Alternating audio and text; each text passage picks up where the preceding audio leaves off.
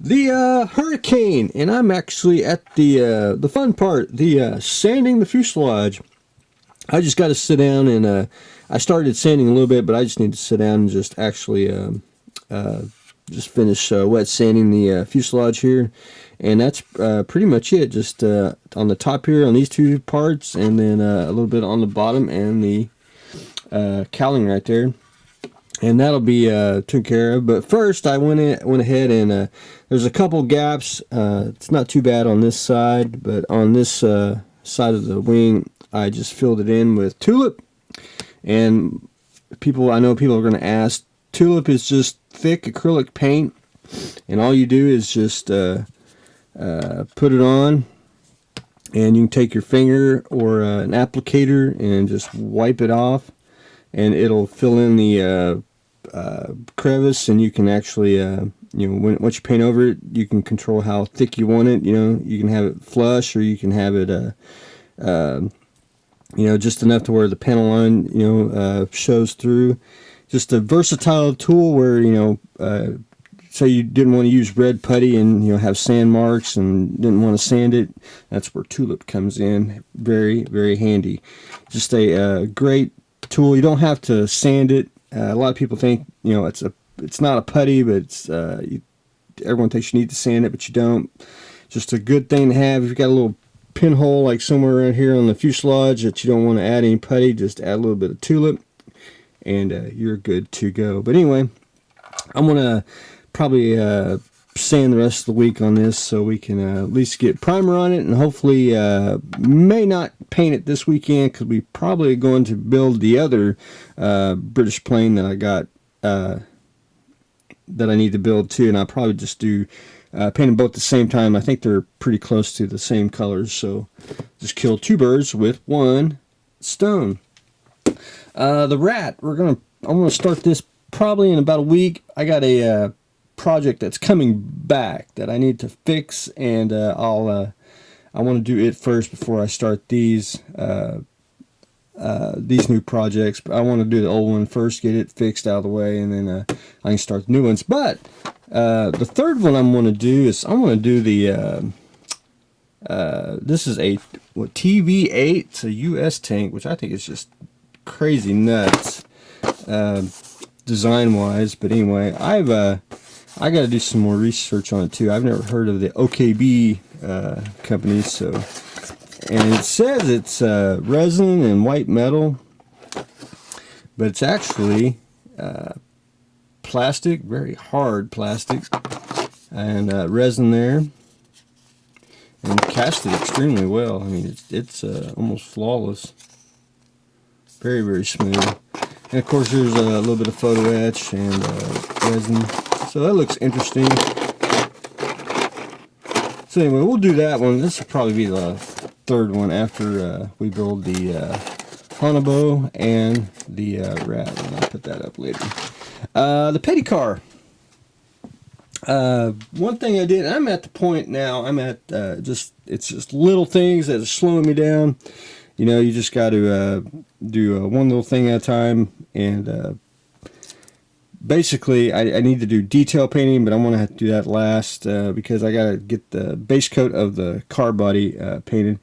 I've got the rims here painted a darker blue. I need to go a couple more, one more round with the airbrush, and just to get it a little darker. This one I actually painted a little the petty blue color. That's why it's a tad bit different, and I need to darken it up just a tad. They may look black on the camera, but they are blue. If you can see, hopefully the light will shine through it. But anyway, one thing, if you notice here on the picture, is on the driver's side lights, and right here in the middle, there's actually a mesh that goes on the grill. And I went to the hardware store and looked, and it's just kind of one of those, I only need this much and don't want to buy a big whole roll. I mean, it lasts me a lifetime, and I don't know if I'd actually use it a lot. So I want to go to my go-to mesh here that I already bought a whole roll of. And this is pretty much, I use this for almost everything, even screens on like tanks. It's just, it's almost like I want to say a vinyl. It's just easier to glue, and So what I want to do for the grill here is take the mesh, and I'm going to double up, and I'm just going to create the pattern where it looks like it's a tighter mesh, and then I'll cut it out to the appropriate shape here and glue that on, get that on the grill, and then cut it out for the same thing for the lights there. And that'll be, there's a piece of tape that I guess it's white tape that goes on here. I'm gonna have to try to figure out, I don't want to put something on and it looks honky, if you will.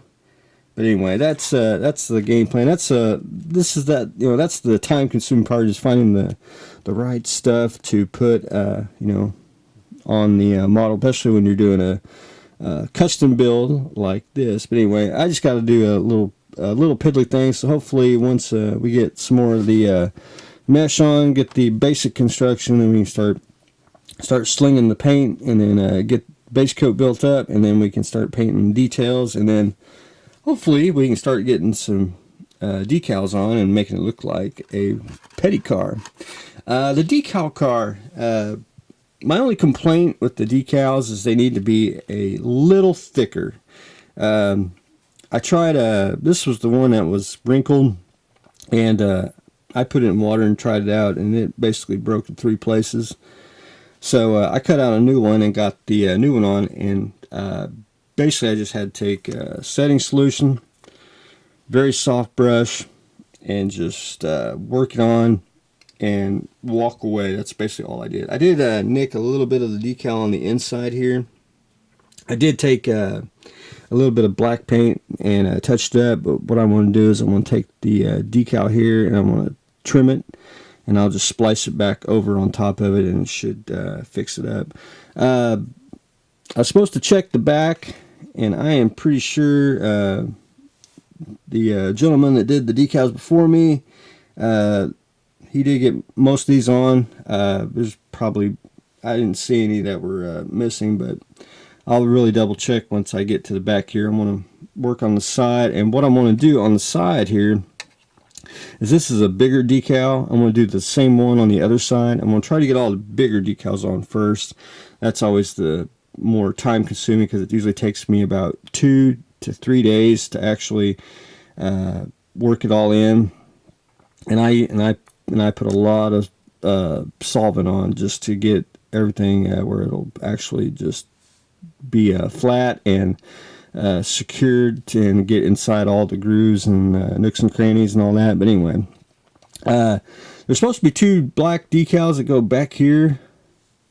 I personally couldn't find it on the sheet, and I don't know if it's actually in the box or I just overlooked it on the sheet. But all I did was I just took a paintbrush and a little black paint, and I just painted the little decals on the back there. It's very simple, and then once you clear coat it, you'll never know that they weren't decals. But anyway, that's where I stand on that. It's going to be just a little time consuming, me putting on a decal at a time. It'll be the same way on the petty car. I'll be able to put one decal. Basically that was Monday decal. Side here is going to be Tuesday, and then I'll do a Wednesday one, so on and so forth. Anyway, that's where I stand on it. So hopefully we'll start rocking and rolling. We're just down to the little piddly stuff on time consuming piddly stuff on the models here. But anyway, that's what I got on the decal car. Petty car, doing a little bit of painting and just trying to jump around just a little bit so we can get the mesh on. Doing a little bit of sanding and doing some tulip duty, and then we're going to start the rat and do a return project. So stay tuned for that. So that's what I got going on today, so stay tuned for the next exciting episode.